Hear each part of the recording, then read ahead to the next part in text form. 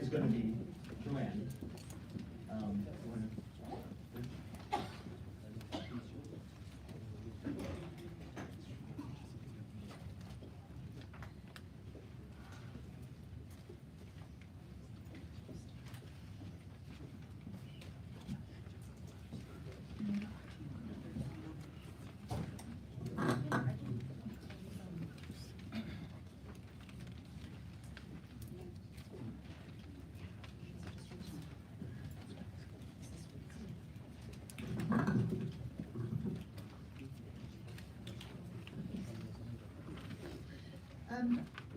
Hi, so I'm Joanne Smith-Finley from Newcastle University. I'm going to be sharing with you my experience of my trip to Xinjiang this year in July. I spent 2 weeks in Urumqi and 1 week in Kashgar. So I'm going to be talking about what I observed and saw there. Now, I'm an ethnographer, so I'm used to going into Xinjiang and gathering and getting really, really long, in-depth interviews with very rich data and very thick descriptions and so on. That's been extremely difficult to get now. This year when I was there, it was a very different situation to what we've experienced in the past. So I'm going to be talking about what's changed and looking at the impacts on Uyghur communities of the fear of the camps. So rather than talking about the camps themselves, I'm going to be looking at the impacts of the existence of the camps and the threat of being taken to a camp on the people who are not yet in the camps. So this is based on my 3-week field trip this year, and I have to say I came back from Xinjiang myself absolutely traumatized, and I didn't realize it at first, but I came back from Xinjiang and I spent about 4 or 5 weeks almost comatose and not being able to do anything, and I didn't recognize why this was happening at first, and eventually I realized that I had been traumatized by what I had seen. And I was just an outside observer, so that gives you some idea of what it must be like to be actually living there and trapped there and not able to leave, as I was able to leave. So the level of fear and the level of trauma that I observed in individuals was something I've never seen in 27 years of researching Uyghurs and 23 years of going to the region. The mosques were completely deserted, except for the ubiquitous PRC flag, which was everywhere. The boundaries of the mosques were cloaked in razor wire. The restaurants were stripped of halal signage. And the locals, most importantly, the locals completely avoided any expression of religious piety. And this was a complete sea change from what I had seen, for example, in 2002 and 2004 during my field trips, when the whole region had been going through a very powerful Islamic revival.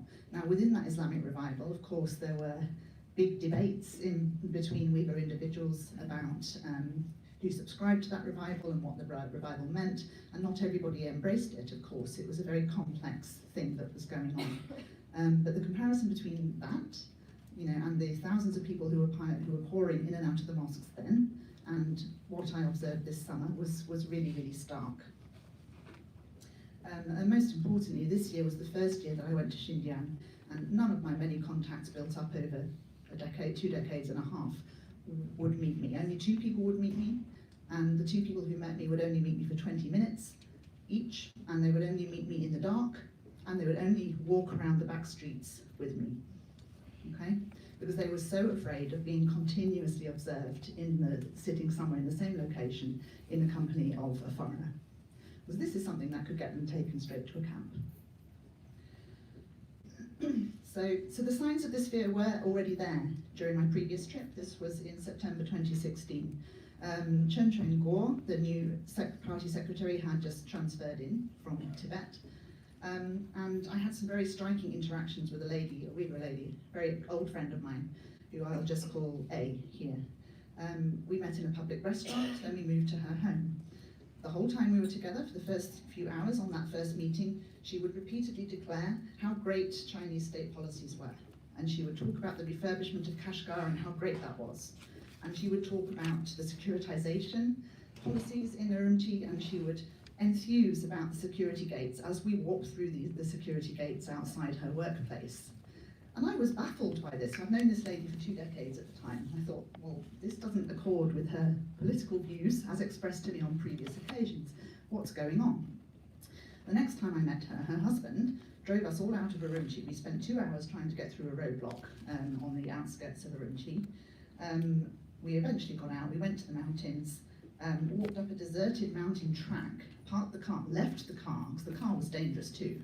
The car might have GPS, satellite, listening device in it. Took me up a mountain track, very far from the audio-visual surveillance network, and then she said, I have so much in my heart that I want to tell you, but I can't say any of it.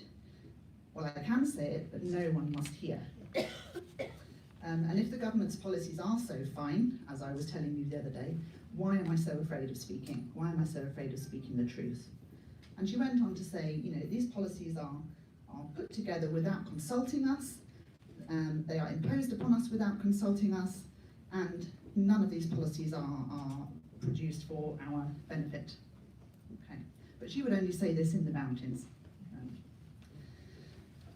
So this year, a Uyghur friend said to me, one of the 2 people I met was able to meet, no one talks about the camps. And so no one hears anything about the camps. It's almost like the 3 monkeys, the see no evil, hear no evil, speak no evil. So there's very little known actually on the ground. We know more about the camps than people on the ground know about the camps. People on the ground are too scared to talk about the camps, essentially.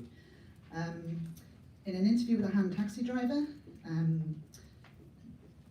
this driver said to me, the detained are just in the camps to have their thinking changed. Don't worry, they will come out again. They will be fine. But I was hearing different stories from snatched conversations with Uyghur strangers who I met in different places. So a Uyghur female professional told me in Kashgar, next to nobody is coming out of these camps. The only people who are coming out are the people who fell ill.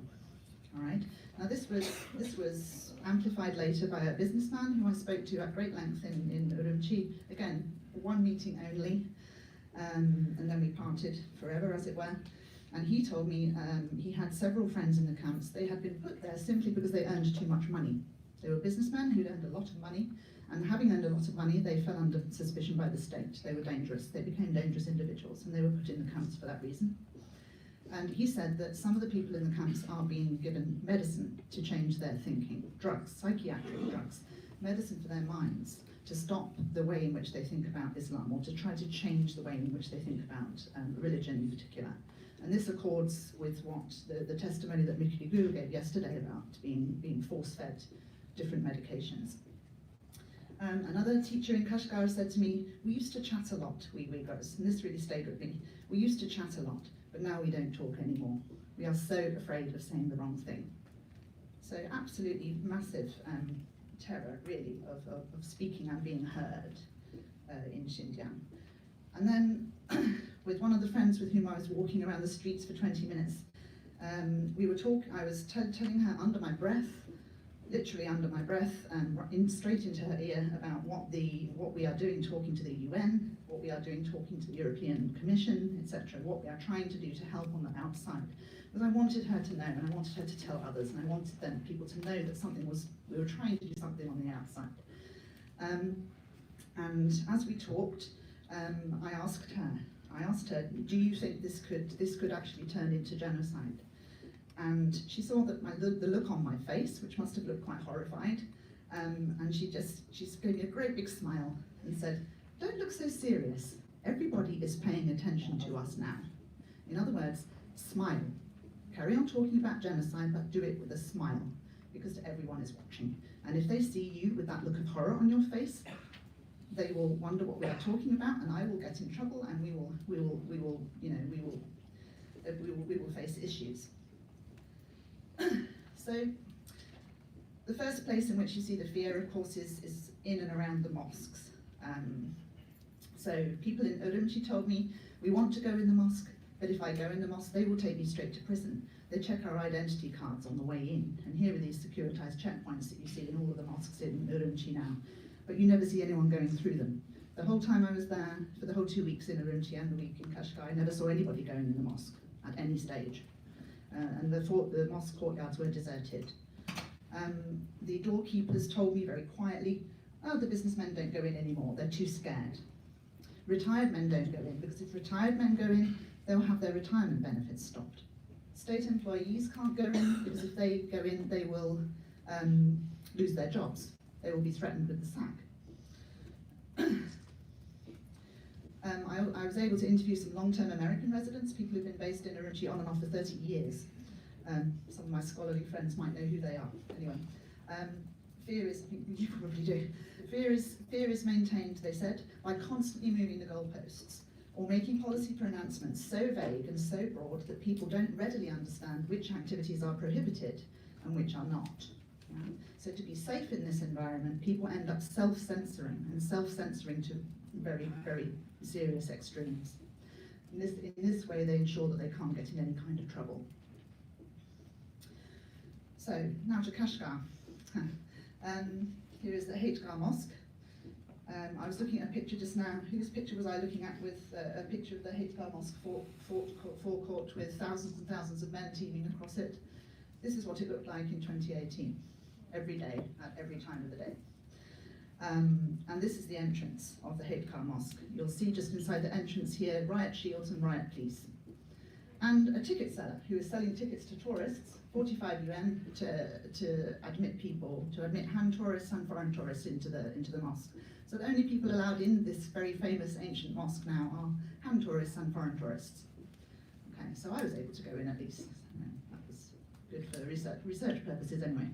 And the original signs that you would normally see around the mosques, which would say, "Ai Guo, Ai Jiao," right? Love the country, love religion, have been replaced by ones saying, "Ai Zang, Ai Guo," love the party, love the country. Definite shift in discourse. Oh yeah, and I was staying at the Noor Alan Hotel. This was interesting in itself because this hotel had a name change. It used to be the Sultan Hotel, but it can't be the Sultan Hotel because Sultan is the name of an Islamic king, of course. So it's been changed to the Noor Alan Hotel, which means the Dazzling Hotel, so a very innocuous hotel name now. And I talked to the receptionist there, and I asked a devil's advocate question, of course. I said, "Oh, what time do people go in the Haitgar Mosque?" I already knew the answer, but I asked him anyway. And he hesitated, and then he smiled at me, looked me straight in the eye and said, "They don't go in the mosque." I said, "Yeah, okay, thank you, I thought so." So this is what happened when I went in the Haitgar Mosque. I'll just read this out, this is from my field notes. So a ticket seller and 2 riot police with riot shields sit inside the entrance. I express surprise that tourists are allowed in, and I ask when the people are allowed in to pray. The police immediately become threatening, demanding to know what my business is. Inside, it's like a ghostly museum, an historical site. There's nobody praying. Across the front wall of the far prayer hall, there are banners reading, "Ethnic unity is happiness, splittism and riot are calamity." Young Uyghur men in traditional embroidered shirts, but with their heads uncovered in the mosque, are ushering Han and foreign tourists into the rear prayer hall, bowing at them as they usher them into the prayer hall. I asked one of them, "What do you think about tourists entering the prayer hall?" He briefly shook his head and said, "This is just my job,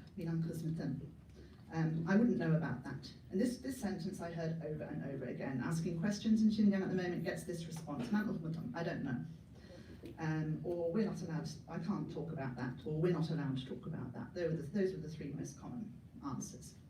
So as I walk away from him, he gets his mobile phone out, and he apparently informs the riot police on the front door that there's a troublemaker around. So then I approach an older Uyghur man who's watering the plants. He moves away, meter by meter, step by step, and then resolutely shakes his head at me when I get within speaking distance and say hello.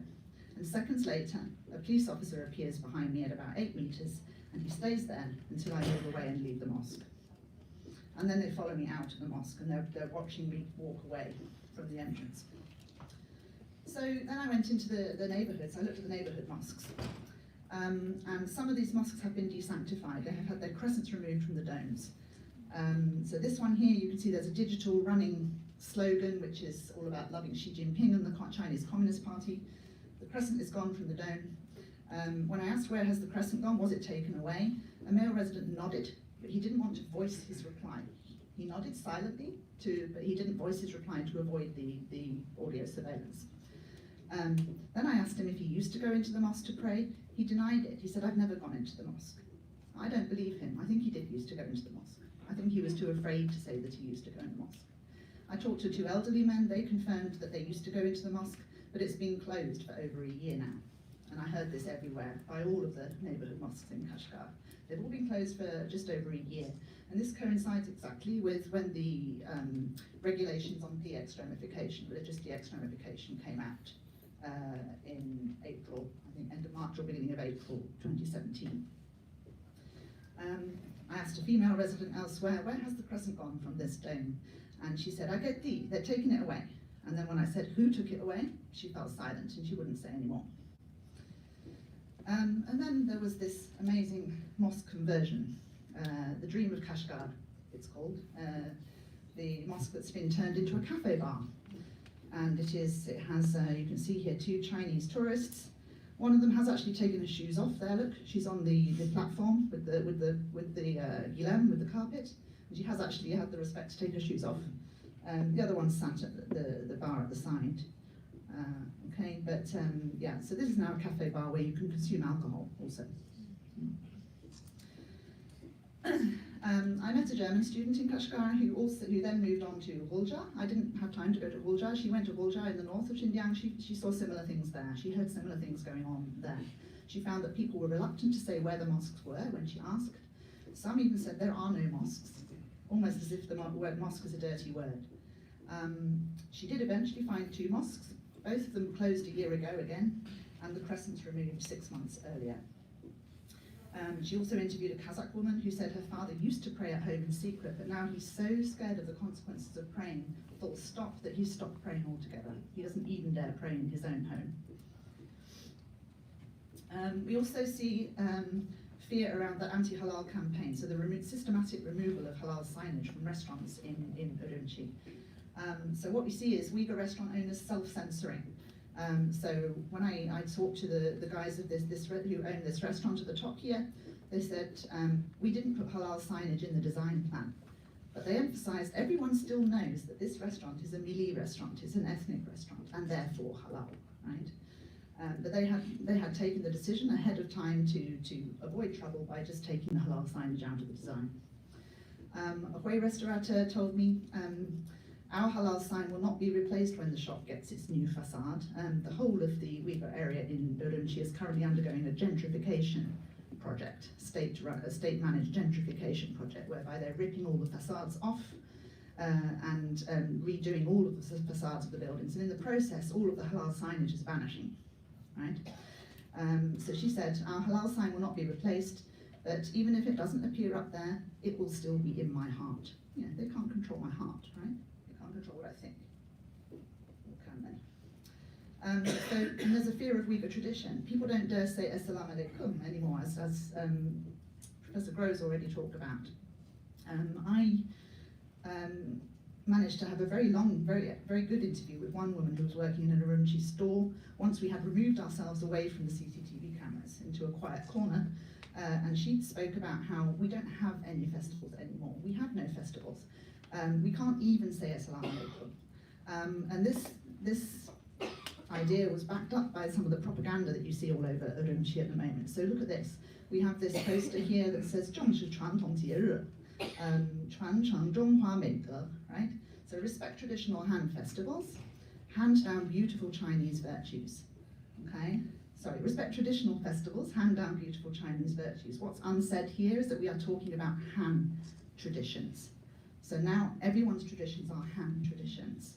Okay, to be Chinese is to be Han, and that goes for everybody, not just for the Han. People are afraid of informers. Okay, so you go to Kashgar neighborhood, the Kashgar Old Town neighborhood, and you see these framed posters on the walls, cadre allocation to households, and they give the name of your community cadre who is watching over you, Big Brother-esque. Their contact telephone number. The table shows the residency situation of each household. What is the name of the household head, the male head? How many people live in each of the houses in this area? And this very much heightens the sense of surveillance, that you're being watched and that your neighbours can inform on you at any time. If you are practicing religion or involved in any kind of activity that the state would not approve of, you can be informed on. Someone can just ring this number and tell this cadre, and you will have a visit. You know. In this particular area, this second photo, lower photo here, this one is a Quranic school. And the people who live in this area said the Quranic school had been closed for several years. It had been closed much longer than even the mosque. And the mosque here has, again, the crescent has been removed from the dome and it's padlocked and nobody is going in. So I spoke to a married couple here. I think it was a Hui man married to a Uyghur lady. So an older man in a white skull cap and his Uyghur wife said to me, the mosque has been closed for some time and the Quranic school for much longer. They were clearly both upset. He says, the other day some foreign Muslims wanted to go in the mosque to pray. And we had to tell them to go to Hajj, didn't we? He said. His wife asks what I do, and I say, well, I'm a university teacher. Then she says, so you know about the situation then, and promptly burst into tears. And she stood there with tears streaming down her face, you know, and I squeezed her arm. I tried to comfort her. I said, things will get better. Nothing stays the same. Things will get better. And she just looked back at me and she said, when will they get better? You know?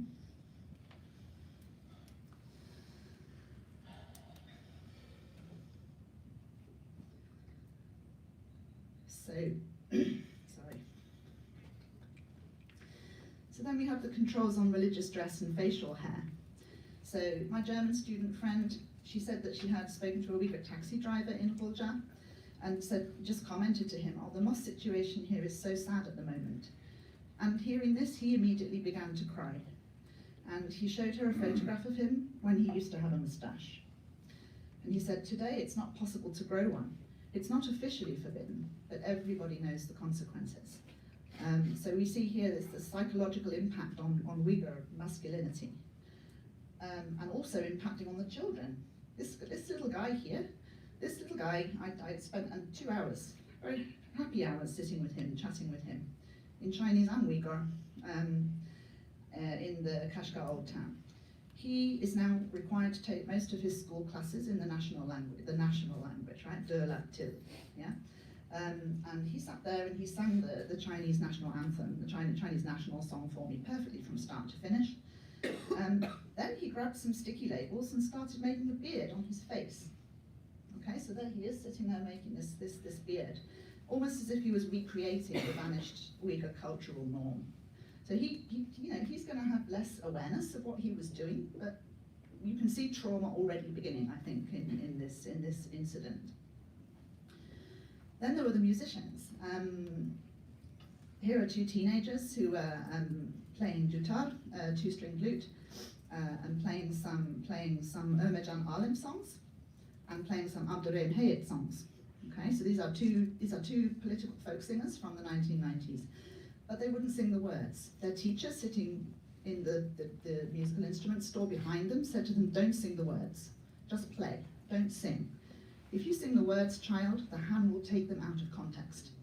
The problem is they don't understand our language. They try to translate it, but then they get it wrong. And they change the meaning, and they misinterpret the meaning. And then we get in trouble, right? So this silencing. So of course they were talking about Abdurrahim Hayat, right? Don't sing Abdurrahim Hayat's words, because this man has now been disappeared. There are various rumours about what's happened to him. Some say he's been sentenced to 10 years imprisonment. Basically the state has analysed his song lyrics retrospectively from the 1990s, and has decided that some of his song words are terrorist in some way, extremist in some way, even though the song words in question are referring to the historical period of the Eastern Turkestan Republic in the 1940s and not to the present. Right? So my conclusions, the state says that this whole affair is a purification of Islamic practice. It's a purging of extremist elements. It's an eradication of ideological viruses, as we've heard from Professor Gross. I see it slightly differently. It seems to me that what the state is doing to Uyghurs at the moment amounts to nothing short of symbolic rape. And so I started looking at rape theories. I started looking at feminist theories of rape. And what I found matched very closely to what I observed this summer. So for example, rape is described as a conscious process of intimidation by which Men, read Han, keep Uyghurs, read women, in a state of fear. It's a dominance drive. It's a drive to dominate. It's a means of establishing power, where power relations are mediated by ethnicity. It is a violent destabilization of embodied agency and personhood. It is a stilling, it is a silencing. Okay, this is all taken from feminist theories of rape, and they seem to match to me. So I would argue that this state violation of halal space and of body and of mind are actually intended to break the will or break the spirit of the Uyghur nation. And this has been put quite eloquently elsewhere by Jean Bunin as well in his Guardian article entitled "We Are a People Destroyed," in case you haven't seen that. It's well worth a look. And I'll leave you with these words from 1984, which I think sum up what is happening right now. So O'Brien, the torturer, in 1984, says to Winston Smith, "We shall crush you down to the point from where there is no coming back. Everything will be dead inside you. You will be hollow." And various people have talked about hollowing out of Uyghur culture and tradition. "We shall squeeze you empty, and then we shall fill you with ourselves." Thank you very much.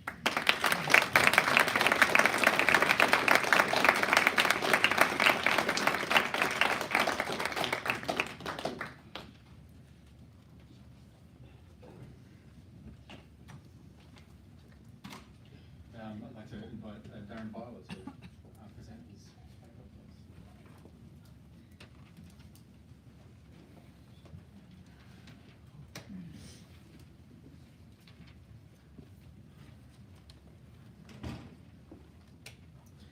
Well, thank you very much for the invitation, for all the organization that went into this. It's a real honor to be here.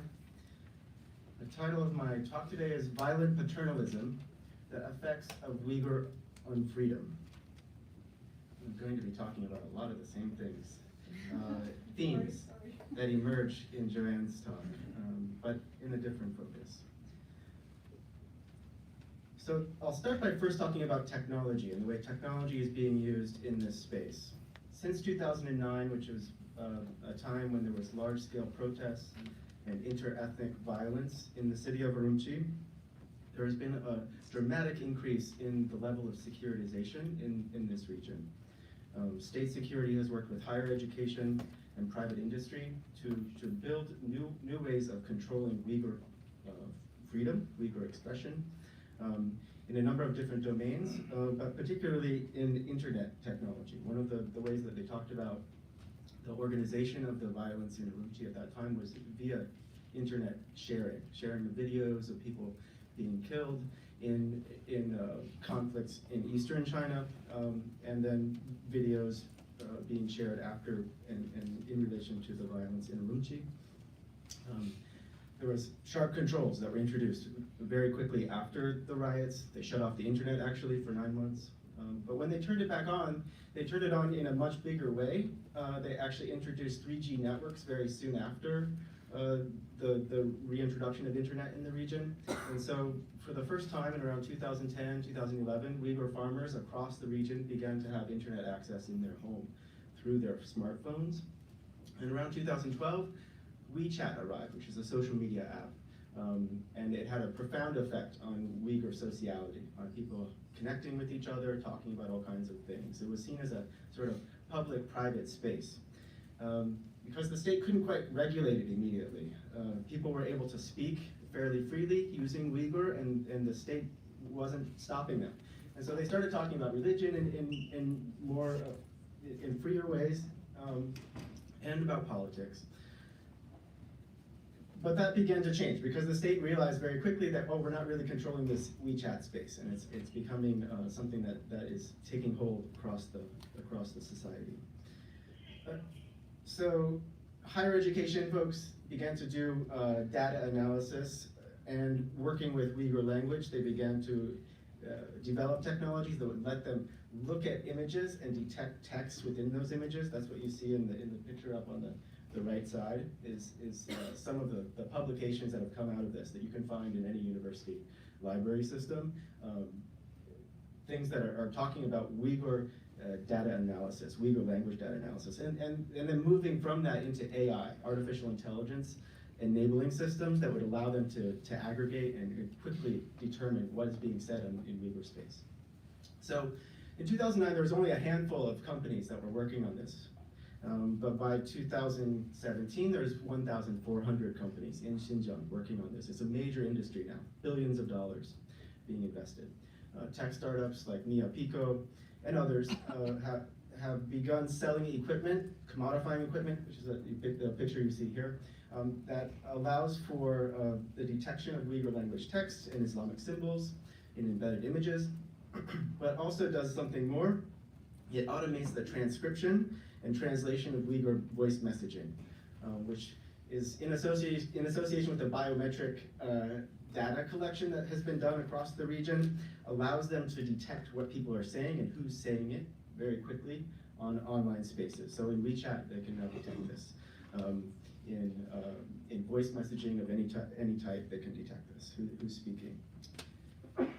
Along with this, there was a new category of crime that really emerged in this space, cybercrime, often referred to in Chinese as 913 crimes, which refers to a date in 2017 in, I think, Liaoning province in eastern China, when a gang, is how it's talked about, WeChat criminals were detected, not Uyghurs, but it became synonymous with cybercrime and WeChat crime in general. So speaking about the goals of these tech firms and what they're trying to do, there's a really great piece that I found recently that was actually published in 2017 by a spokesperson for Leon Technology, which is a big firm based in Urumqi, and is responsible for a number of safe city projects in different parts of the province. And he said this, he said, anyone who has been to Kashgar will know that the atmosphere there was really thick and imposing. And he's talking about the period before they implemented the Safe City project, and the thickness and imposing part of it is, I think he's just saying it was really Uyghur. It was really hard for him to understand what was going on there, and he felt a sense of danger when he entered that space. So it's definitely, he's talking from a certain position as a Han person. But continuing on, he said, through the continuous advancement of the project, we have a network of 10,000 video access points in the surrounding rural area in Kashgar Prefecture, which will generate massive amounts of video. This many images will bind many people. So this is how I'm getting at this, the concept of unfreedom, and the actual concept that is driving a lot of this tech is binding people in place. It's a very new kind of way of doing policing, is creating boundaries for a certain group of people, while at the same time smoothing out the space for others. So now the atmosphere is no longer thick, no longer imposing. Han people can enter any space and feel safe, but Uyghurs are stopped and they're bound in place. Of course, it's not just technology. Technology is just one aspect. It's a supplement to the policing. The violent paternalism, which is how I refer to what's happening there, uses a mass number of people and qualitative data in addition to the tech quantitative materials. So in 2017, this is going back to what Tim was talking about, they began a project to assess the Uyghur population, determining who is safe, unsafe, and normal. These are the 10 categories that were used in some spaces. In others, there's variations on these, but these were the main ones. I'll just point out that number 5 and 6 are about religion, and 6 in particular is about possessing religious knowledge. That means that you have unauthorized religious knowledge, that you maybe used WeChat to download a tabligh, a teaching, in the past, or you've passed messages about religion, maybe just an image about religion. And that was one of the primary ways that people were determined to be unsafe, is through this. Because of course in these assessments, maybe the first 3 categories are easy to assess. There are four of them.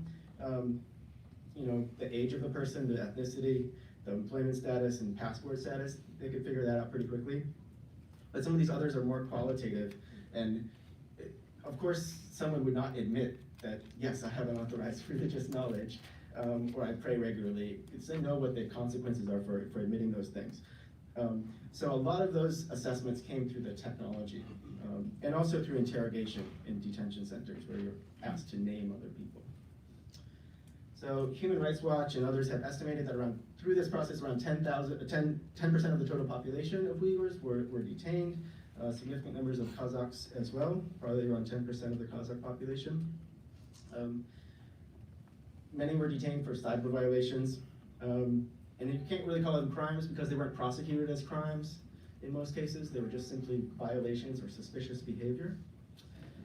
Millions more have been subjected to regular transformation through education training in their villages or towns. And to support this process, around 1 million government workers have been sent to monitor and make sure that this is all being implemented. And I'm going to focus a little bit on that last part, the 1 million folks that have been sent to the countryside. Many of them are Han. It's called a Becoming One Family project. So when the relatives, which is how they refer to themselves, Qingti, when they arrive in the villages, they get matched up with their counterparts, with their Uyghur hosts. And according to the manuals that I've found that they use as they go into these spaces, they begin a process of assessment. That's one of the primary things that they do is assessments, fact-finding. So when you enter the household, you should determine whether or not family members appear flustered or use evasive language. Are there any strange outsiders in the family who have not been registered?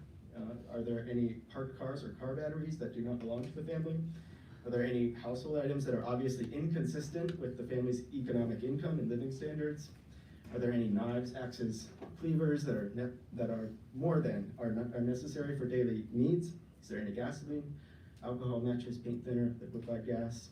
And then there's some cultural, qualitative things here as well. Like, do they watch TV programs at the home, or instead do they watch VCD discs?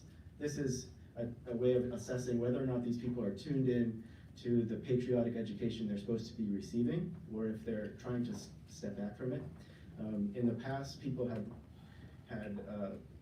not wanted to watch propaganda TV because they wanted to watch other things, and or maybe they felt like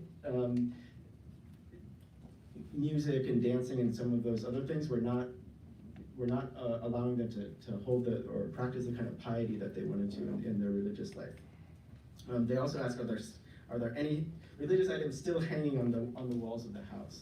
So they know that most of people would know you shouldn't have religious items anymore on the walls, like Quranic quotations or pictures of mosques. But they would still try to see if they could. And then the last thing is play with the children. The children will not lie. And this is an important part of this whole process, is that the children are really crucial to the future of the project from Han perspectives and from Uyghur perspectives. It's the site that's most contested, where there's probably the most investment. And also because these are Han folks coming into the home, the children are probably doing a lot of the translation, explaining what's going on in the home. Because many of these Uyghur older folks in the home probably don't speak Chinese quite as well as the children, and so the children are really there to explain positions. But it's putting these children in a really awkward position because they're coming in between these visitors who have so much power and their own parents. There's also, because these are long-term visits over a week at a time at least, there's a number of specific tests that they employ to make sure that people are not secretly pious, secretly Muslim. And so they ask them specifically, if they'll drink alcohol with them, if they'll smoke cigarettes with them, as a way of testing the level of piety that they have. They also bring food with them, and then to get a sense of whether or not the people will ask, is this halal or not? The test is you should just eat it without asking those questions. It's not clear if it is halal or not. It very likely could be halal, but it's that questioning or that interaction and a Han person bringing you food and you being forced to eat it. It puts people in a really awkward and traumatic situation. Many people told me they felt nauseated through this experience, eating this food they didn't know the source of. So it's another test. So the manuals that they use say that, at least in Kashgar Prefecture, that relatives were given specific instruction on how to get their relatives to let down their guard. So you shouldn't start lecturing right away. You should instead ask about the condition of the family, get to know the children, give the children candy, show them your warmth. But it also says you should warn them. You should tell them that the state is monitoring all internet and cell phone communication, and so they shouldn't even think about lying about their relation or knowledge of Islam and religious extremism. They discuss these assessments together, the visitors, and they digitize them. They add them to the files associated with each family. I was speaking to someone recently who observed a police station or a government office in Kumul recently, and she said that the stack of the forms that people had filled out was like this high, 3 feet tall or something. And all of that stuff has to be digitized, added to the government databases. During the weeks that they spend in these villages, people are asked to pledge allegiance to the Chinese state, raise the flag, sing the national anthem. This is one of the political activities that they engage in. They also read through the latest party documents. Oftentimes, my sense is that the adults in these homes don't completely understand what's being relayed in these documents because they're quite technical, full of jargon. But they're being tested in whether or not they act as though they understand them and are embracing them. They also have distance learning events where you would watch something on a screen, and one of the interesting things to note in this image in particular is that most of the people in the room are women. As many of these families are missing men already been taken to the camps. The visitors also go into the schools and make sure that Chinese language instruction is the medium of exchange, that the Uyghur children are learning Chinese. They also have harmony dances or meshreps, where you engage in dancing. Some of them are in relation to Chinese pop music, others to Uyghur pop music. It's a way of making sure that the people are not pious. Also there's intergender dancing, interethnic dancing that's meant to take place in these spaces. The Han civilians that are doing this work talk about it as a way of really getting to know their Uyghur brothers and sisters, and they really feel as though they're developing a sense of warmth and care. Talk about each other in terms of family relations. This woman said she felt like she was this older man's daughter. Oh, this picture got kind of messed up for some reason. They give gifts. That's what this image is of rice and oil. It's another way of kind of showing care. And they also give kind of gifts that will demonstrate kind of civilizing goals. In one case in particular, they talked about how they wanted to teach the Uyghurs that they were visiting how to use beds, how to use tables, things like that, because they thought that Uyghurs were so backward, which is how many Han people in this province talk about Uyghurs, that they didn't know how to use these things. So they bought them tables and showed them how to use them. They also bring gifts for the children, of course, and many of them are framed around national identity or Chinese identity rather than Uyghur identity. And of course, there's many images of them sharing beds, sharing the same space, being intimate.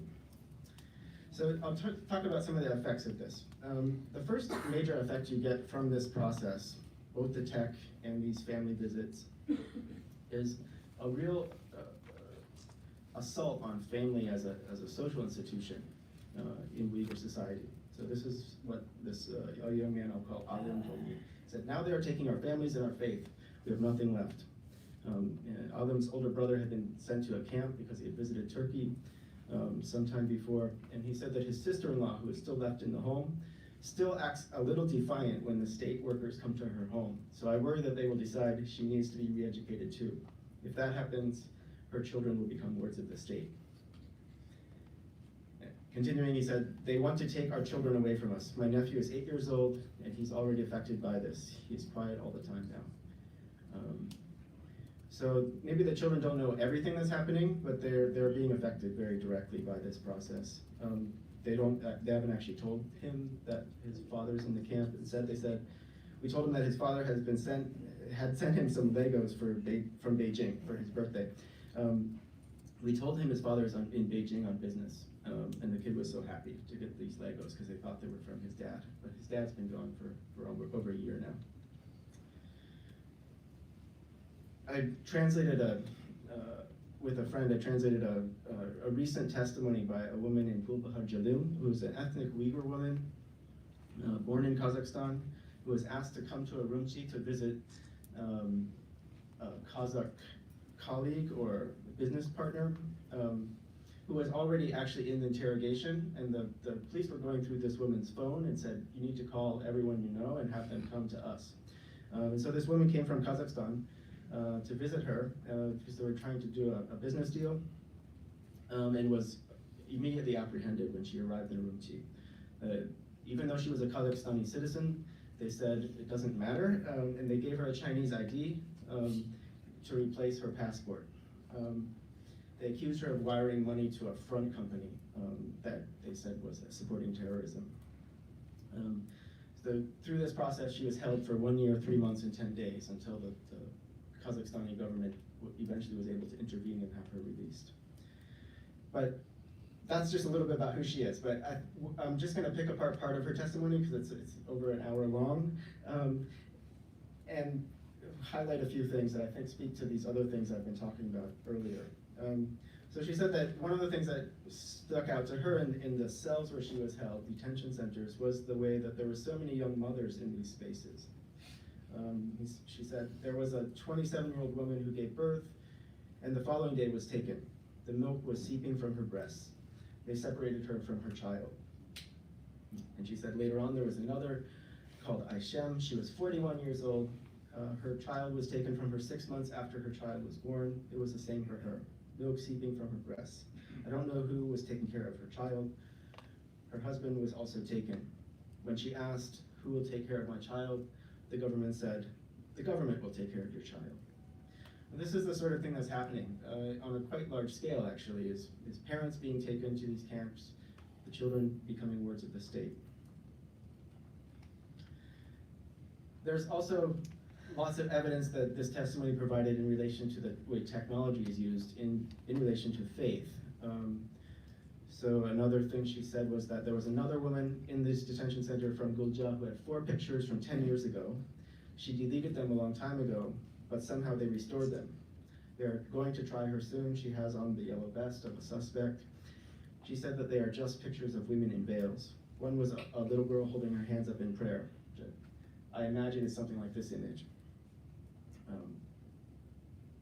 She was 16 years old at the time, now she's 25, and they are trying to put her on trial. So there was another woman who was just 14 years old. This girl was detained for having a picture of someone praying. Just this one picture. The girl said, quote, I just like this picture, and put it on my WeChat. So you can see that the way that they're thinking about Islamic extremism is really innocuous. It's crazy, so disproportionate to the actual evidence. If this is all there is to prove that this person is an extremist, it's just incredible. So all of the, I spent 2 years in Urumqi with a lot of young men that were doing a lot of religious work, a lot of pious young men, and they were all sharing these things. And so if this is the level it takes to get sent to a camp, it's kind of mind-boggling. I just can't wrap my head around it. Another thing that they do is they go through people's phones that have been detained, and so this man, Muhammad Salah Hajim, was one of the first translators of the Quran from Arabic to Uyghur, and he was detained early on in the last 2 years and died in prison. He was around 82 or 84 years old, an elderly man, very highly respected in the Uyghur community. But Gulbahar said, there was a woman named Sajida. She was 25 years old, unmarried. When at night I secretly asked her, she said, Muhammad Salah Hajim had my number in his phone. She lost her mind. She suddenly started talking. The guards beat her, locked her in solitary confinement. She did not talk to anyone.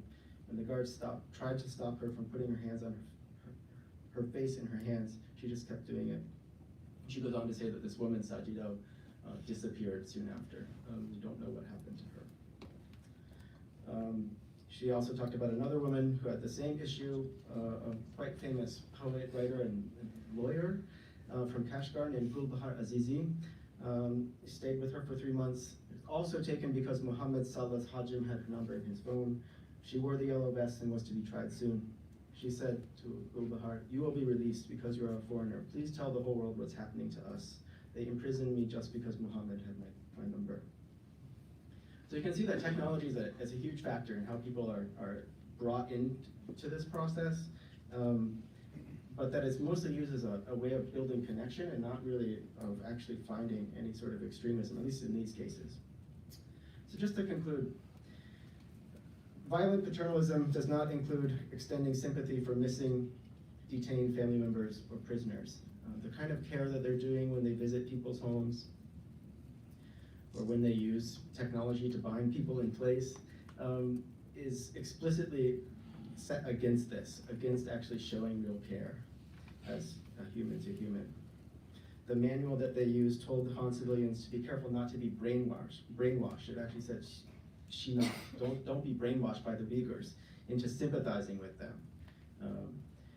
And it said that, it didn't say this, it implied that the goal was eradicating the Muslim while saving the Chinese citizen is something that should be accomplished through this process.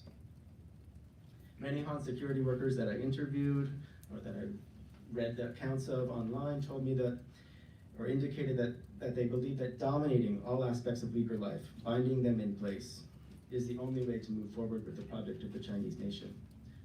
They believed in it as a matter of national security, something that had to be done. What comes through this, though, is an assault on basic social institutions. Uyghur family, faith, and also language are now in the process of being eliminated.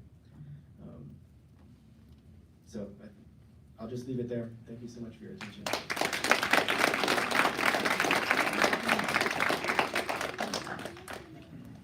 Thank you so much, Darren, and also Joanne. Some powerful presentations, and I'm sure that this will continue, unfortunately, in this panel in terms of more insights like this. And so, great pleasure to invite Elise Anderson from Indiana University to share her thoughts with us. So I think it is not a conference if someone does not have a major tech issue, and I'm that person having that major tech issue right now.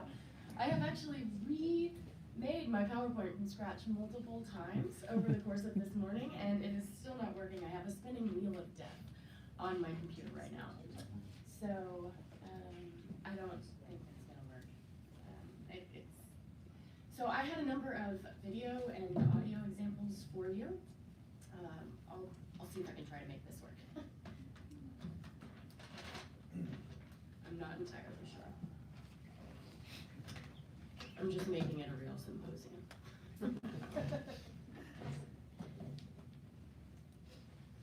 So as I try to set this up, I'll see if I can multitask a little bit here. You see that the spinning wheel of death is going right there, so I'm not entirely sure what to do. No. I don't think that's gonna work. I'll see, I have some of my files in here, and I will try to access them in any way that I can. All right, so I'm an ethnomusicologist. I'm completing my PhD at Indiana University in ethnomusicology and Central Eurasian Studies, actually doing dual degrees. And so I have focused on a lot of things related to music, sound, and other sonic aspects. And what I want to talk to you today is actually kind of a project that is very much in the works and very much in initial stages. I am trying to finish that dissertation. I've been working on for quite some time. And so I'm just going to share with you observations that I made about the sonic environment, sound environments in the Uyghur region from a trip that I took there this summer. It was the first time I had been back in 2 years after living there for 3.5 years consecutively. All right, so I've got things sort of ready to go here. I titled my presentation, Changing Urban and Musical Soundscapes, or Changing Soundscapes in the People's War on Terror, right, in the context of what's happening now. So, how's your business? I asked. Not good. There are no people, the shop owner replied. Adem yok. Right? There are no people. Everyone is gone. This simple statement, Adem yok, meaning there are no people or that everyone is gone, was something I heard time and time again talking with multiple people during my 2-week trip to the Uyghur region in June of 2018. Adem Yop has, in some of the news reporting, excellent news reporting we've been seeing out of the region, has also become a little bit of a catchphrase, I think, for people who are paying close attention. But I think it's quite evocative, right, and something I want us to keep in mind. And also for me, right, as someone who listens a lot as an ethnomusicologist, it makes my mind go as well to something I think that we've been exploring maybe a little bit less in how we're talking about this situation that is unfolding, which is the way that this absence of people in public spaces and the absence of people, or the absence of customers and so forth, has changed some of the sonic environments and thus the very textures of life that I think really defined what it meant to exist and be in sort of Uyghur communities in places like Urumqi and Kashgar and so forth. So in this paper, I'm drawing on these and other observations I made, drawing from listening that I did in summer 2018. And I'm also going to make reference in some cases to earlier sort of observations I have made or interviews I've conducted from my extensive time living and conducting ethnographic and archival research in the Uyghur region. So I'm really trying right now to still formulate, right, the argument that's going to come with this paper, but the broader goal here is to depict some of the ways in which the state's ongoing project to re-engineer Uyghur society by assimilating them into this broader national or Han civilization. It's changing so many of the ways that Uyghur life sounds. And so what I'm going to talk with you about today are the growing silence of urban soundscapes, as well as a sort of increased production, consumption, forced consumption in some cases, of pro-China propagandistic music. I'll make a little bit of reference as well to the language environment, although for the sake of time, I'm going to cut a little bit of the material I plan to share with you. So listening and attending to these various kinds of sound, as well as to absences of sound or silence, I hold can give us further insight into the large-scale effects of this social re-engineering project. I won't say much about theory, but for those who might criticize me if I were not to, where I'm thinking of going with this is sound studies, right? So a field of cultural humanistic study that's really seen an explosion of scholarship in the past decade. So I'm hoping to connect this to broader theory, broader work on urban soundscapes, the politics of sound production. We know from excellent scholarship that sound can be a form of violence, sound can be a form of torture, I think. It behooves us to think about the ways that silence is a vacuum, right, that can be filled with something else. And I'm going to talk a little bit about what that something else is. So several prominent video accounts that have been produced and uploaded to the internet by travelers to the Uyghur region over the past year and a half or so have depicted empty streets in formerly bustling neighborhoods in cities like Urumqi and Kashgar. And those images of empty streets have been a great cause for concern amongst all sorts of observers of this situation, and I think particularly for Uyghurs who are living outside the region, who remember very well the formerly bustling sights and sounds in these places. And so one of the most common refrains I've heard is just in talking with Uyghurs outside of the region is despondence over those empty streets. When I came back to the United States after my travels this summer, a lot of people asked me, is it true? Is it like the videos? Are the streets emptier? Is it true that there are no people? And in some ways, yes. I was there in June of 2018, and so people were a little bit more than in some of the videos that I don't think I can show you right now. Let's see if this comes up. This is one of the most alarming. It was, to a lot of people, it was uploaded by a Russian blogger.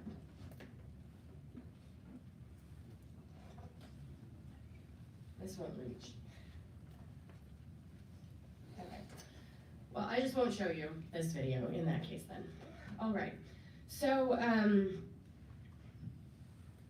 right, so in addition to, right, there just being this like visibly empty sort of appearance of people on the streets, there's also a silence that is defining it, right? Because people are not there, activity is not there, and so forth. I unfortunately, with the restraints on the length of things, cannot hook the sound up to my computer, so, and that, It's him speaking in Russian anyhow. So in Urumqi, in June, on June 17th of 2018, I arrived in Urumqi that day, and I found empty spaces everywhere around me.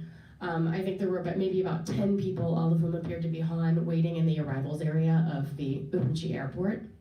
I checked into my hotel in the Uyghur quarter of the city and set out to look around, where I found empty and recently widened and expanded streets. And I realized as I began walking around the city that it was actually the first day of Eid al-Fitr, or in Uyghur, Roza Eid, so the holiday that follows the holy month of Ramadan. Remarkably to me, Uyghurs and other Muslim residents of Urumqi were celebrating the holiday. Although I think as maybe culture, not religion, it also happened to correspond with Duanwujia, the dragon boat festival this particular year. And so people had time off from work and were able to celebrate. So, usually I thought, okay, maybe the streets aren't gonna be so silent, because the first day of any holiday is always a quiet time out in public, as, Uyghurs and other Muslims are celebrating with their families in their homes. So in subsequent days, the number of people out on the streets did begin to increase, and sort of the sound of the city, right, increased along with it. But unfortunately, I can't share videos or recordings with you today, but if you'll trust me, right, I can tell you that it's not at all like it was in the period when I was living there, from 2012 to 2016. It's not at all at the same sort of level of activity, the same level of presence, human presence and human life, right, happening out there. Just like with holidays, there are certain times of political instability in this region that have long been marked by a quietness or silence in public life. So, for example, in 2013, I was traveling through southern Xinjiang and didn't realize that I was going to be in Yarkent on the anniversary of the July 5th riots, right, the 2009 riots in Urumqi. And so I had grand research plans for the day, walked outside my hotel on July 5th, 2013, and saw completely empty city streets. Yarkent had become basically a ghost town. And it was, for anyone who's been in China, right, to step outdoors and not see anyone is actually a pretty remarkable thing. So imagine, right, if that kind of situation, suddenly no one out on the streets, quiet, right, enveloping you, becomes something of the status quo, becomes something of the norm, right? Just again, as I've been saying, so much of the very texture of life, right, is changing along with this.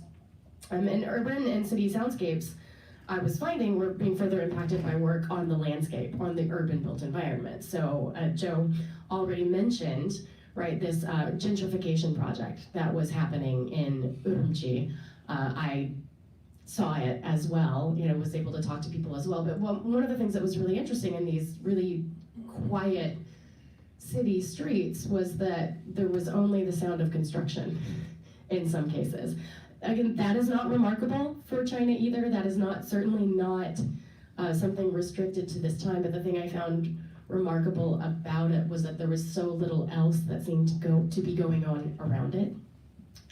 Also, I was able to talk to a security guard at my former apartment, actually, which was being refaced, having a new facade put on for this gentrification project. And he told me that one of the next steps of this project is actually going to be moving people around the city and providing incentives to move people around the city so that there is a greater ethnic balance, right? And I think we all know what that means. So a lot of this work has actually appears to have been done and completed already. So a video I cannot show you, unfortunately, uploaded by someone on October 14th of this year.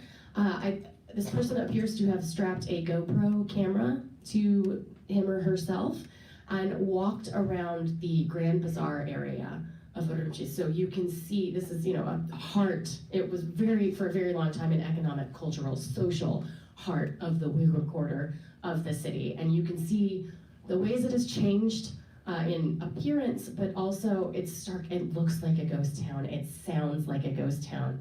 Businesses are open, some of them, so it's the business day. People are out doing their jobs and so forth, but barely anyone is walking around on the street. I'm trying to find out more about the provenance of the video, right? So I can say with more confidence and more knowledge the circumstances in which it was filmed, but I think it's important not to make too much of it, but I think there are also very important clues there about what is happening. And so as I've already said, right, this silence that really feels like it's growing in urban spaces, that we could think of that productively as a vacuum that can be filled with something else. And at various points over the past year and a half, authorities have begun filling soundscapes with things like the frequent screams of police sirens. I know a number of other people in this room who went to the region this summer heard those. They were not having the sirens going when I was there, I think because it was the heart of tourist season, maybe, and they were a little more careful about that, but a number of people have heard those things. And the authorities are filling some of these sonic voids, some of the vacuums of silence, right, with music in an attempt to blast propaganda into everyday spaces. That's not new. It's certainly not new. Any of us who've spent any time in China, and certainly in Xinjiang or the Uyghur region, we know this. But you know, that's happening outside the camps, right, in the ways that the authorities have,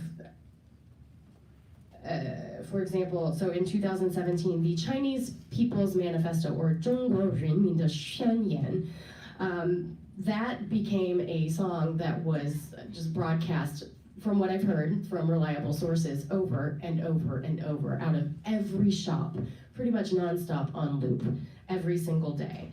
And some of the lyrics of it, for example, rich and powerful, democratic, civilized, harmonious, free, equal, these are all in Chinese, just, rule of law, patriotic, dedicated to work, honest, friendly. This is the epic of Eastern civilization. This is the manifesto of the Chinese person's soul. This is the first class we learn in school. From the time we are small, this is emphasizing those children, right, again. From the time we are small, we will remember this system of values. It's sung by children wearing minority dress. The song opens with the dop, the handheld frame drum, right? So there's like a Uyghur frame to it. But then the second you get to the melody, right, everything is in Chinese, everything is lacking these aesthetic sensibilities that are most central to Uyghur music and that would make someone say, aha, that's Uyghur music.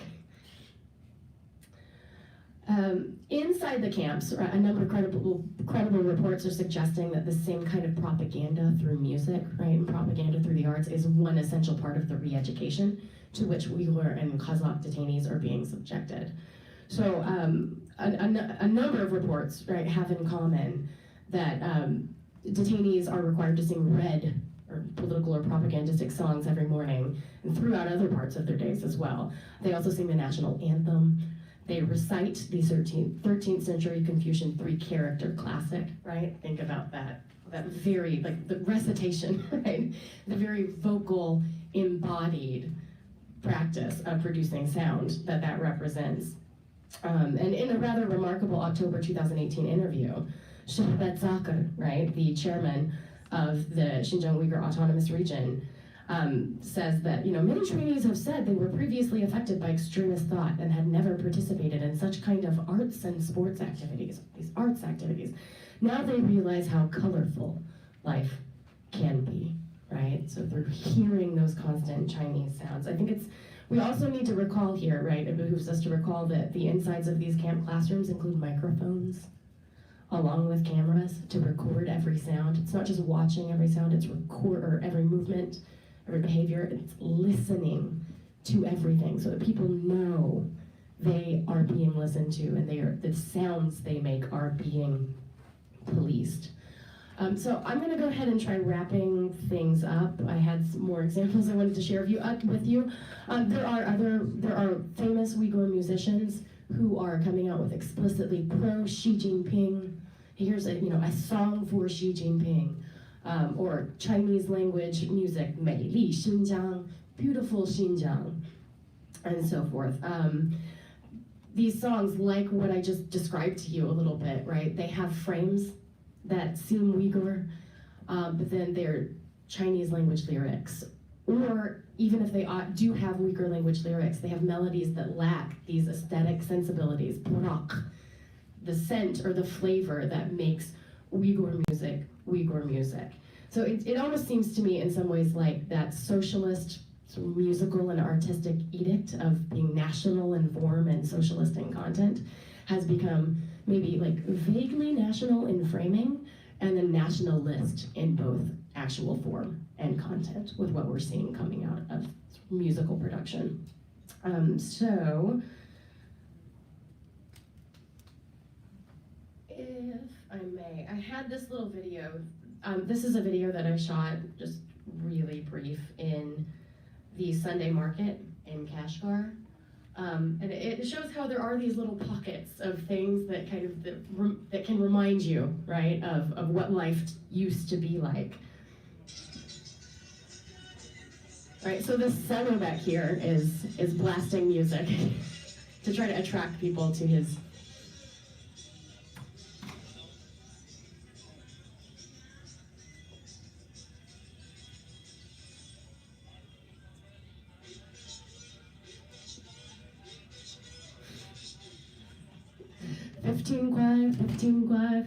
"15 kwai, he says.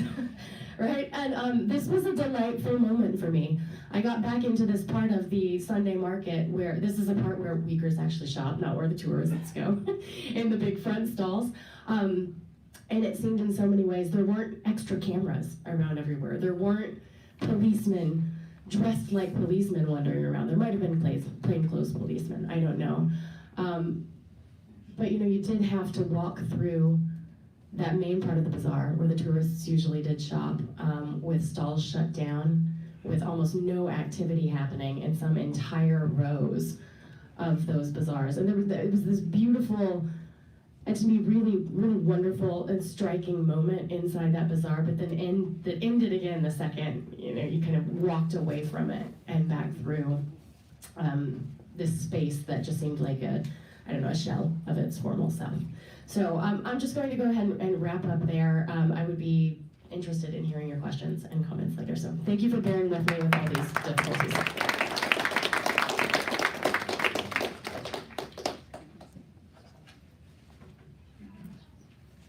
Thank you so much. At least that was, again, sort of another layer of insight on some common themes across all the speakers so far. Invite Dilnur Rehan from the French National Institute for Oriental Studies to share their thoughts.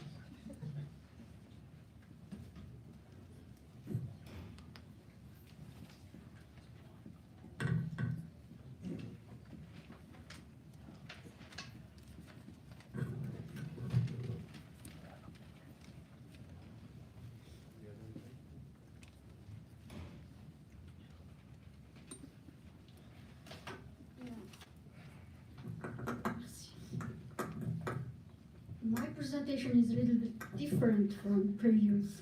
So I will talk about the impacts of Chinese repression.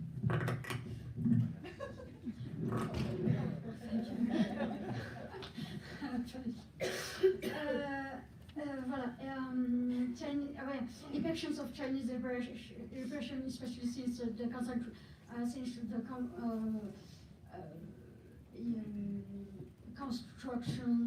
construction of the concentration camps in the Uyghur region and its impacts on the Uyghur diaspora, especially on the Uyghur diaspora in Europe. Since China has brutally worsened its policy in the Uyghur region since the end of 2016, there have been major changes in the reaction of members of the Uyghur diaspora around the world. Since 1990s, Uyghur organizations in various countries, especially in the democratic world, have tried to publicize the Uyghur cause by working to raise awareness on the Sino-Uyghur conflict and to influence public opinion, especially in Turkey, generally with the aim of influencing foreign policy and other public policies in relation to the place of conflict, which is the Uyghur region. But the vast majority of the members of the diaspora prefer to remain silent in hope of being able to travel between the host country and China. The designation of Xinjiang as the head of the Uyghur region has changed the situation since 2016 by cutting off all Uyghurs from the link with their family, including the ability to call them. Chinese policy of placing all Turkic-speaking peoples, especially Uyghurs, as potential danger and their identity to be eliminated, has forced many non-active members of the diaspora to come out of the closet and join the diaspora movement.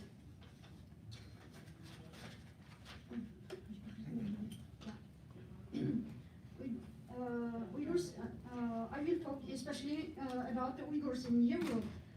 Uyghurs in Europe are concentrated in a few European countries, especially Germany and the Netherlands in Western Europe, and Scandinavian countries.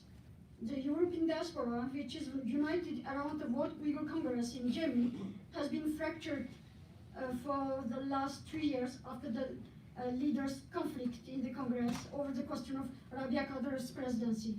And the division is striking according to the country. Thus, the people disappointed from the Congress who are more outside of Europe, namely in the United States and Turkey, have failed to make a united front against the World Uyghur Congress. Thus, we have witnessed actions carried out separately by these fractions, supported by different conflicting organizational bodies, and that they have support to varying degrees according to the periods. In the fraction of the diaspora, basically related to the question of Rabia Kadir's presidency at the World Uyghur Congress, since the massive opening of concentration camps for the Uyghur population in their home country, has changed somewhat the nature of this fraction. Since then, the unhappy people from the World Uyghur Congress have found a new slogan that is struggle for independence for East Turkestan against autonomy or the right to self-determination defended by the World Uyghur Congress.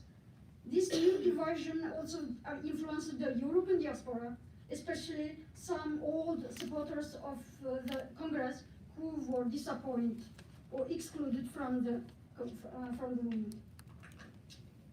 Thus, Türk, you can see on the picture, a former vice president of the World Uyghur Congress and a political figure of Uyghurs in Turkey, first organized a 3-day meeting in early 2018 in the Netherlands, where most of his Europeans supported. He brought together the disappointed people of the World Uyghur Congress around him and declared the forthcoming creation of a new organization bearing loudly the slogan of independence. And at the end of September 2018, he organized in Paris the first congress of his new organizations, one of which is East Turkestan Organization for Independence. You can see this picture. Second one is East Turkestan Parliament. The second picture, you can see the name. He's elected or appointed, being only candidate, to the head of parliament, and Dr. Muhammad Hashim in Japan is appointed as the president of the second organization, of the Organization of Independence for Independence. Active members of the diaspora around the world who initially supported Rabia Kadir to be the World Uyghur Congress's president for life came to this congress. For Europe, participants are mostly, especially from Netherlands, and other parties, but especially from Netherlands. And mobilization in the diaspora of European diaspora especially, following the model of other Anglo-Saxon countries like USA, Australia, New Zealand. The Uyghurs of United Kingdom has also organized a petition to the British Parliament, you can see on the picture, to ask for position and a firm measure of the British government against the concentration camps in Uyghur region. Before the summer 2018, a group of Uyghur delegates with some academics working on the situation called working on the issues of camps were received by the British Parliament to make the situation heard. While in other countries, Uyghur associations sent a group of delegates to meet state officials before the official trip to China. Thus, we have seen the Norwegian king and the Dutch king address the Uyghur issue during their meeting with the head of Chinese state. In France, the Quai d'Orsay human rights ambassador received a group of French Uyghurs and heard their testimony. Apart from these petitions, meetings with senior state officials, large-scale protests were organized in European countries. Where Uyghurs live. However, the essential of these events often took place in Brussels, in Paris, Munich, and Amsterdam, the main European capitals, make heard the Uyghur cause. Despite the fractions, the World Uyghur Congress remains the most influential and important player in the organization of these European events. Radio Free Asia is certainly one of the first media sources that access and diffuse information about Uyghurs in general and on camps, especially since the beginning. In Europe, the English language media, especially the British media, have been particularly active since the end of 2017, to give better media coverage to what is happening in the Uyghur region. On the French and the German-speaking side, the media joined the English wave only from 2018 onwards. Nevertheless, since this summer, the French language media have replayed in particular the numerous calls of China and the Uyghur studies scholars to close the concentration camps. And the Université Libre de Bruxelles in Belgium has just made an official call to all the European universities to join it to condemn China and show solidarity with imprisoned Uyghur scholars. It is the first and only university in the world so far to call the universities to a solidarity movement around the Uyghur issue. This is an organization. The intensification of Chinese repressions against the Uyghur population in their country of origin has given birth to a new young and influential actors in the diaspora, such as Salih Hudaya and Kuzatata in US, Halmurat in this picture, and Halmurat in Finland, and Abdurrahim Ghani in Netherlands. If the two Uyghur Americans began their activities by organizing the Uyghurs around them as a collective movement for the Uyghurs by Uyghurs, the two Europeans move instead solo and aim to raise awareness of their compatriots in Finland and Holland by their personal testimonies and individual protests.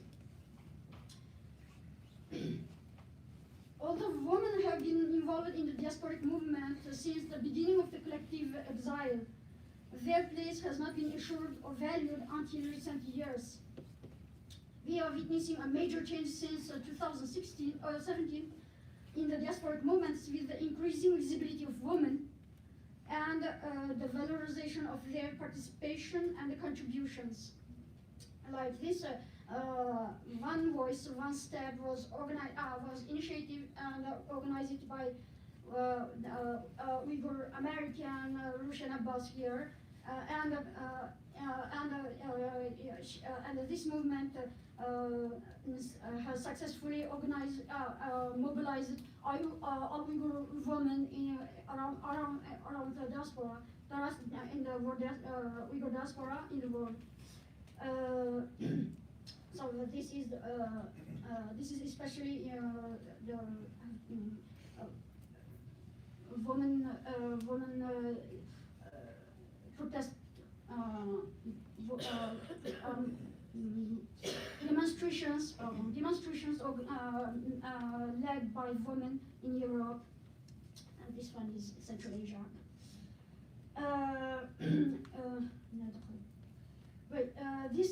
This sudden visibility of Uyghur women in diaspora movements, whether in demonstrations organized by women or their incessant testimonies, which are much more numerous than those of men, has pushed Uyghur men to publicly admit on social networks the unavoidable and indispensable place of women in the diasporic struggle. Uyghur web TVs in the Netherlands have given voice and a place for the first time to actresses of European Uyghur movements. Conclusion. The political diversion for an ideological question weakened very strongly the force of diaspora movement, and also these diversions tired the active members of the movements, pushing away the non-active members from the organizations. And also the insistence of media and the researchers on Muslim etiquette to talk about Uyghurs and other Turkic peoples in the region only helps to reinforce Chinese position and facilitate to justify its repression by giving it legitimacy of public opinion, especially in European context, where the Islamophobia is more visible. Finally, women must be urged to take a high responsibility in the movement and to make their contributions more visible. Thank you.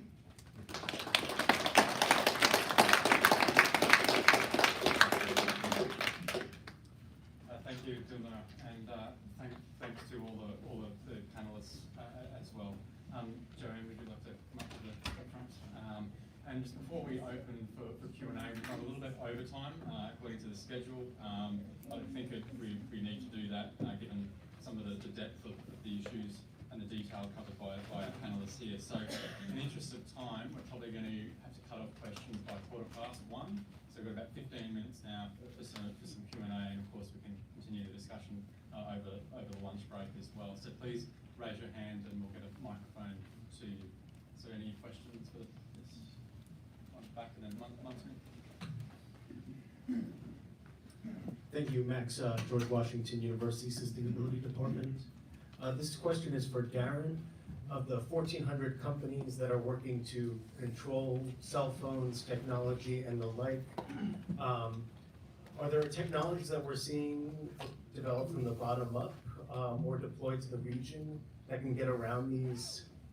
I mean, I don't know the parlance for all of this. I don't know how to really say it because I'm not so into this kind of tech stuff, but there must be ways to crack it or to disassociate yourself from your cell phone, kind of turn off the SIM card. I don't really know how it works, but have you seen any of this, and have you talked to industry leaders about the potential for these kind of hacks to the security measures?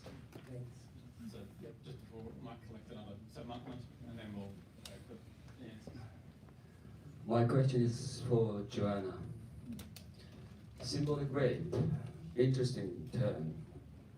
So just give me a little bit comment about this one. So rape consists of two parts, the raper and the raped. And so in this sense, do you think that the raper, it perpetuates the establishment of power and also maintenance of power within the context of rape and violence torture, and everything. So do you think that this is the way that China may delay the physical elimination of Uyghurs in order to perpetuate its enjoyment of power through violence? Okay, so Darren first and then Joanne, and we'll collect some more questions. Yeah, a good question about hacking the system. There's a few ways that you can hack it, but they're pretty easily corrected, I think, so from the perspective of the state. But a lot of people have started using dumb phones rather than smartphones, because it's much more difficult to actually track what you're doing on that kind of a phone. But there's an issue that comes up with that is because you're going through a lot of checkpoints where your cell phone is demanded of you, and having a dumb phone is also seen as suspicious, because why do you have this phone? Like, you should have a smartphone, everyone can have a smartphone, so especially if you're from a certain economic category, a younger person, not having a smartphone is seen as suspicious. And another thing that the state has done to correct for hacking is they've asked Uyghurs to install nanny apps on their phones called Jinghua Weisher. It's a clean NetGuard app that tracks all communication through the phone.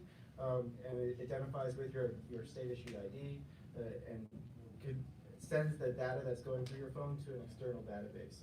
So I think it's actually quite difficult to push back against that system. I've also heard reports of people that have tried to destroy their SIM cards or destroy their phones, being detained, being sent to camps.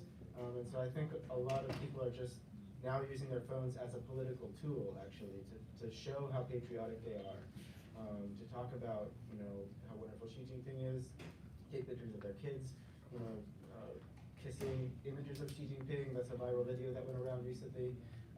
So WeChat has now become a way of showing patriotism and demonstrating your loyalty to the state, and a way of protecting yourself and your family from being sent to the camps.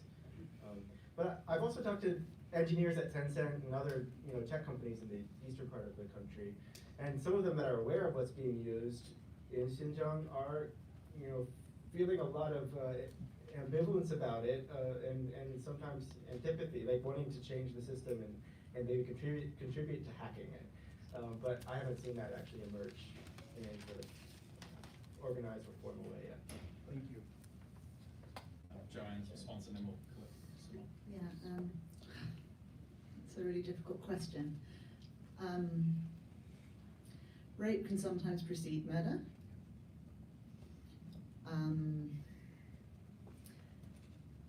In colonial situations, we've often seen murder. I'm thinking of the Native American Indians now. The Aboriginal example in Australia as well. I think that, in many theories of actual rape, a lot of the focus is on power and exertion of power, and about dominance and domination.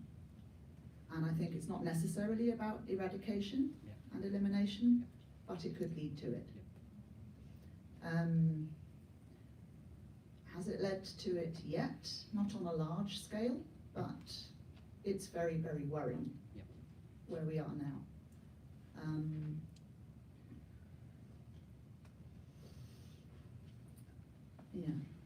I may say some more later about that. I know Uyghurs, so I have a question. So I haven't been to my homeland for like more than 20 years, and I haven't spoken to any of my family since March 2017. But there are rumors among Uyghur communities on the internet that a lot of Uyghur families, they're afraid to turn on the TVs because they think the modems, the cable modems, they have devices installed that monitor the conversations and what they're doing at home. Does anybody know anything about it? Is this just a rumor, or does it actually prove people who've been to the region? I'm just wondering if there's any actually fact for this. Thank you. And another question?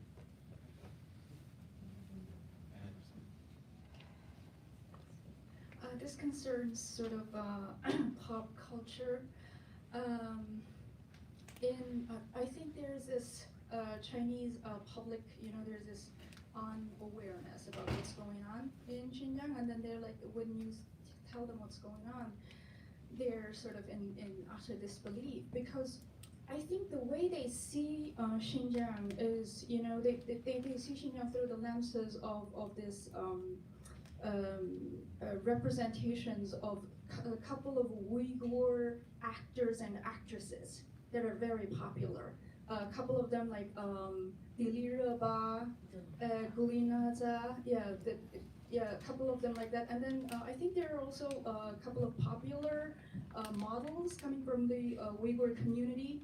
And in their eyes, they're glam, and they're living a high life. And then they also truly believe that they're sort of getting, minority preferential treatments. And how should they bridge this kind of inconsistency? I mean, to some extent, I understand why they are blind to this, to the other side. And the gentleman just down the front, and then we'll. I don't think so.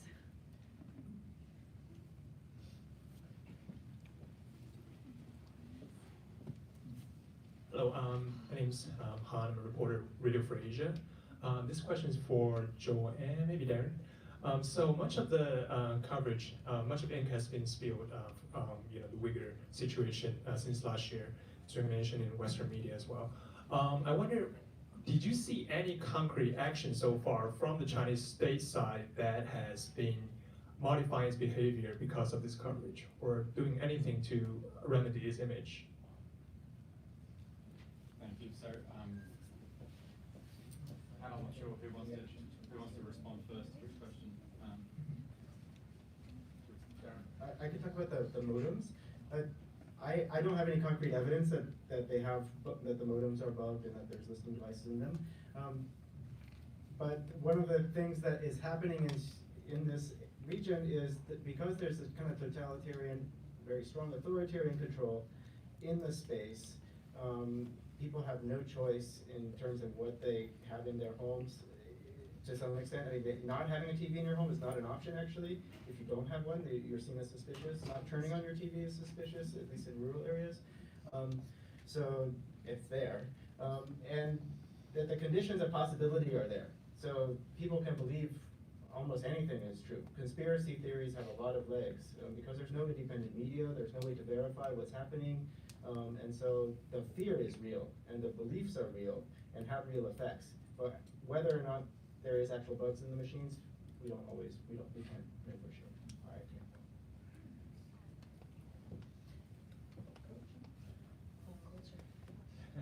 Yeah. So I guess I'm the pop culture person. I study Muqam. Sorry. No, I mean there is a consistent inconsistency. You started out by talking about this utter disbelief that people often have, right, about what's happening, and I've certainly encountered that in talking with people from China who are not Uyghur, right? I've had people say, well, of course this is happening because Uyghurs kill people, or other people, I've heard say, well, of course, right? So the terrorism, then, and I've heard other people say things like, well, this can't possibly be happening. It's probably a small group of people who are like anti-government or anti-Xi Jinping, right, who are doing this thing. But when it comes to, right, then you put it as bridging the inconsistency, right, with then these images of Dilraba and Gulnazar, right, these famous Uyghur actresses or other famous Uyghur models that people think of as so glam. I'm not sure if I am equipped to get at an answer of how you bridge that inconsistency, because human beings have a remarkable capacity for being inconsistent, right? I think it was Walt Whitman who said, do I contradict myself? Very well then, I contradict myself. I am large, I contain multitudes. Right, so I'm not sure. I don't know if anybody else wants to chime in. I think I know that on the personal level, right, here in the kinds of interactions I have with people in person and online alike, I try to do what I can to present evidence, right, that might help to bridge inconsistencies. I share articles, I make, reading recommendations and so forth, but absent I don't feel like I know or have thought much about what to do beyond the person-to-person level so far in regards to this, but I don't know if other people, my fellow panelists, have anything to share. I could just add very quickly. So one of the things we can think about in relation to this is why those models, so those hip hop artists, Uyghur hip hop is also super popular. Why is that working in this way? And it has something to do with thinking about the exotic other as an attractive exotic other, permitted difference that's allowed. And some of this has something to do with Uyghurs being able to pass as Western or white, I think, in some ways, and that being valorized. So it's interesting to think about that there's like this one aspect of Uyghurness that's very, very well celebrated, but then there's all the dangerous aspects too. If the Uyghur person looks a certain way, presents himself in a certain way, doesn't speak Chinese perfectly well, then they can be seen as less than, as lacking, and as potentially dangerous. And so I think there's some ethno-racialization happening here. It's not the same kind of racism that we have in the US or in Europe probably, but it has some resonances, some echoes there. That we could think through. In terms of perception in the mainstream society, I think the control of state media in China is a lot of what's at stake here, and what's is obfuscating and gaslighting what's actually happening. And people in China really believe their state media, especially when it's something far away from them. I think if it's closer to them and they understand that there's lots of corruption, there's lots of issues. But if it's something far away and it's about their safety, then I think people are willing to buy into the narrative that the state provides them.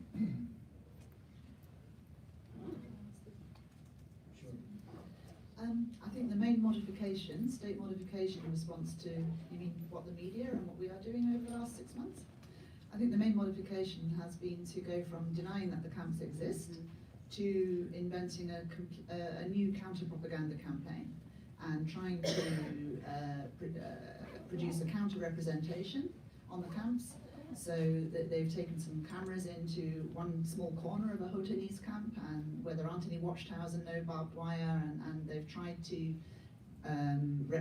re-represent it as, you know, a clean, safe, supportive environment for vocational learning, etc. Other impacts on Twitter. Twitter has become quite amusing, quite humorous. Hu Xijin, I think his name is, the Global Times man, has been engaged in some quite vigorous repartee with Uyghur scholars, some of whom are in this room, I won't name them, which has been quite amusing at times. And so he is sort of almost single-handedly trying to defend the Chinese state position on Twitter against some very loud voices on Twitter, actually, who are bringing lots of different evidences against his claims. Okay, we might just take one more from the middle here, and then that I'll have to cut it off, unfortunately, just for time considerations. So just the later one.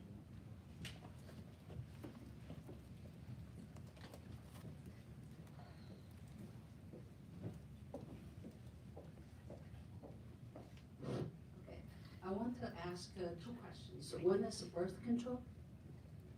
One is the education of the 3 to 6 year old Uyghurs.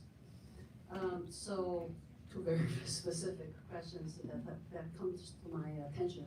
Oh, by the way, I'm Ya Shui Cao. I run the ChinaChange.org website, NDC. We exchange emails. So we are, first of all, I have no particular expertise or even basic knowledge in Xinjiang, but recently my researcher and some tweets I follow, they tweeted a lot of these hiring ads on Twitter. So I went through, I'm working on posts. So these two things are very, very alarming to me.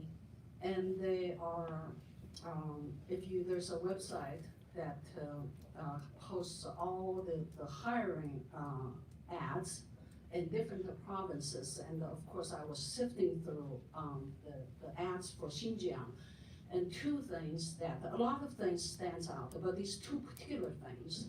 So a lot of the ads, you actually can click open their Excel sheets. It'll tell you which township, which village is hiring, how many, what. And so they're hiring large number. It's just the believe a disproportional large number of kindergarten teachers, for particularly 3 to 6 year old. In some of the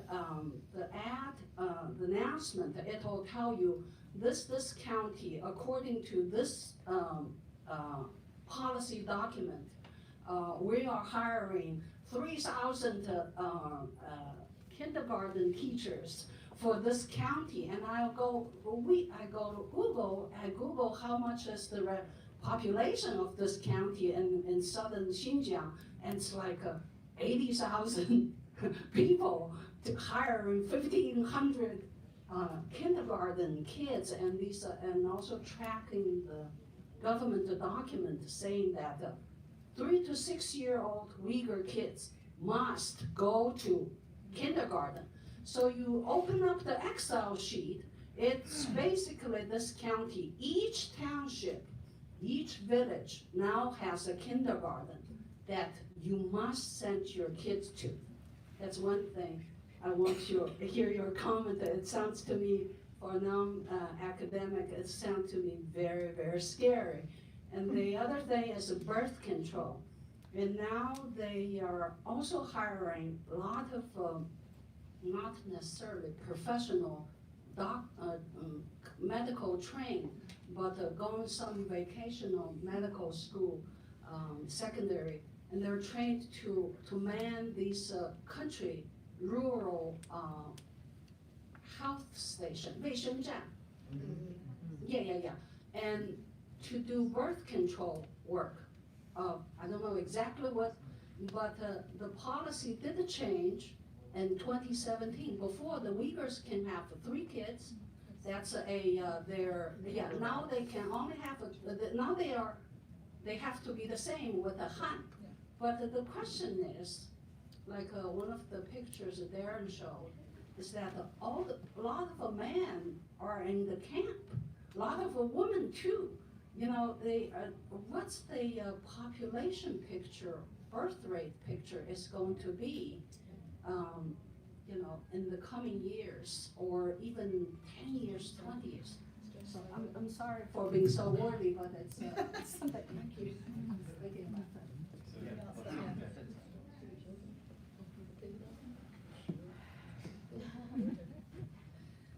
Just very, very brief comment on the kindergartens. I think this is essentially an attempt to nip Uyghur identity in the bud. Yeah. That's all I've got to say on that. Darren, did you have any other panelists have something to add to this one? Right, it's those kinds of drives, those kinds of mass hirings of teachers from elsewhere in China to come and teach in, Mandarin medium schools. It's been going on for a long time, but this sounds like just an extreme, right, version of what has been happening with language policy and schooling policy for quite a long time now.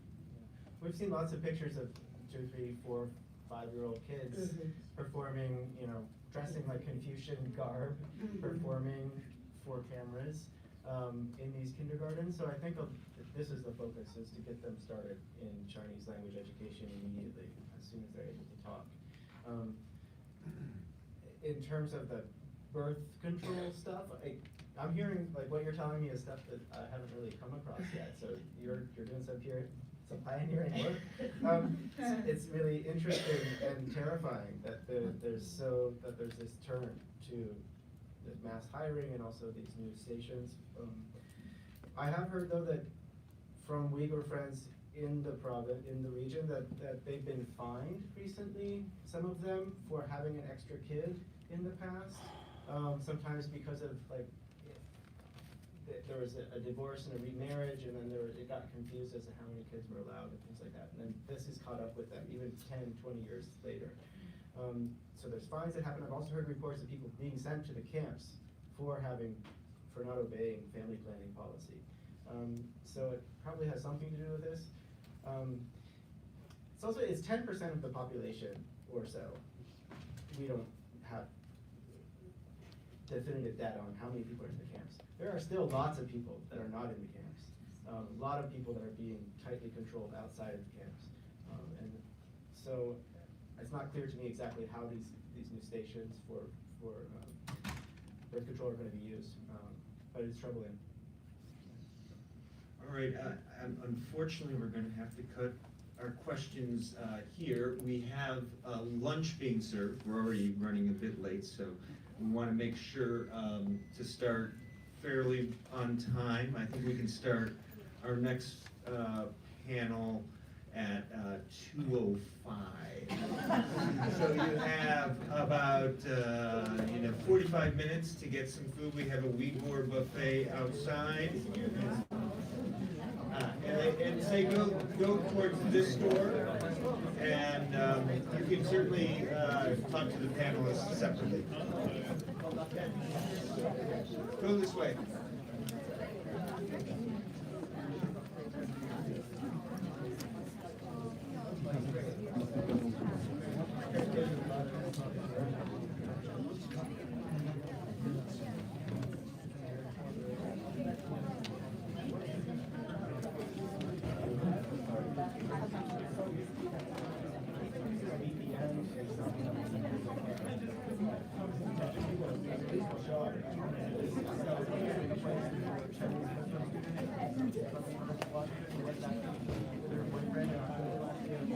This is the live stream, right? It is. Yeah.